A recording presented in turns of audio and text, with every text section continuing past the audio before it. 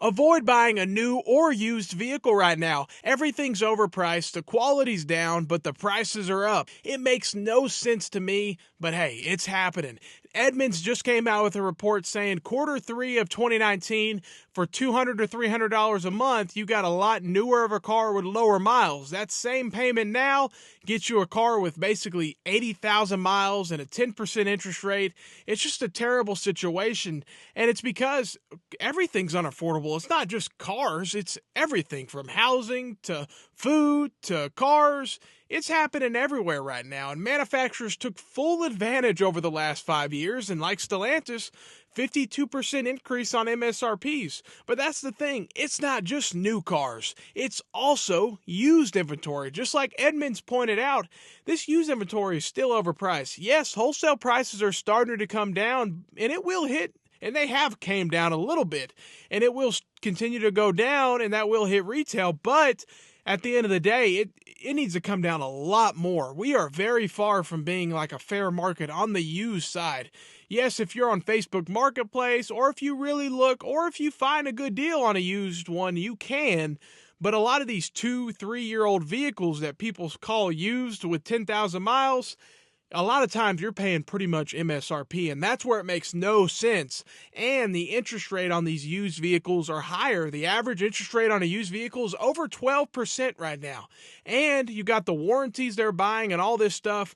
And then someone also left a comment. This is so true. They think, and this is so true, car sales will be increased by the hurricane maybe. And it will a little bit. But the problem is all these people that got a flooded car, how about if they didn't get gap insurance? We have a problem with so many people being upside down. They're going to trade in these vehicles, and they're like, we can't get you done. You owe $16,000. And the dealership put themselves in that situation. They put the customer in the situation. The customer's stupid enough to sign it. It's horrible. The whole situation's bad. And they're trying to go back and get a new vehicle. But that's the biggest problem is, yeah, the flood might increase car sales in some surrounding states.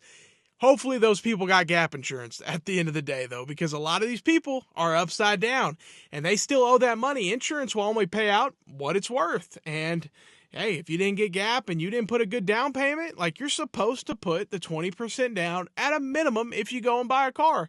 If you didn't put that, and none of this is financial advice, just my opinion, but if you didn't do that, then you get in a sticky situation, that's on you.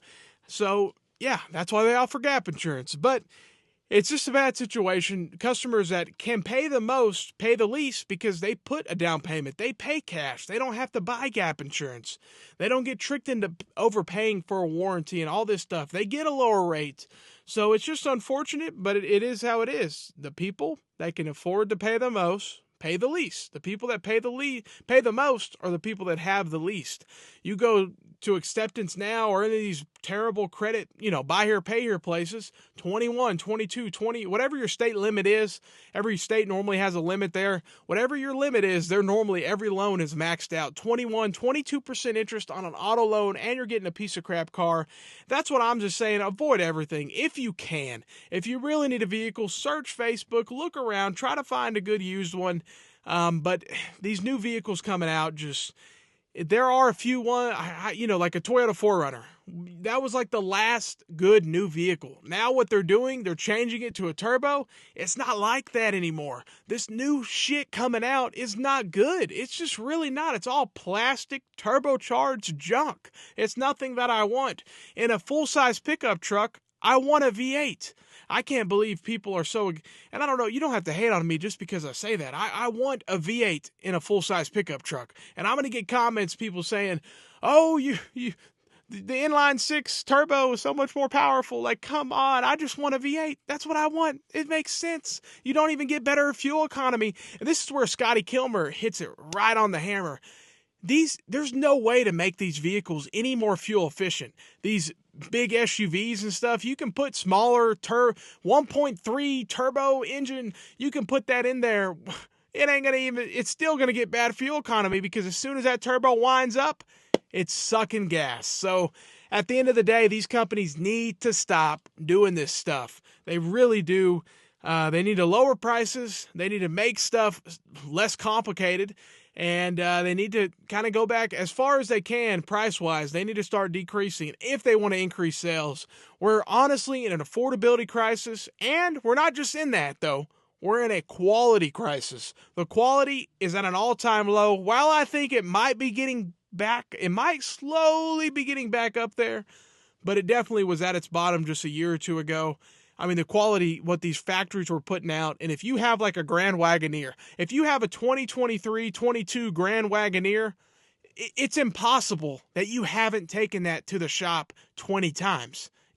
You take that to the shop every week. There's no question you've had a loaner car more than your own car if you have a 22 Grand Wagoneer. Certain vehicles are just built to such low quality, it's not even funny.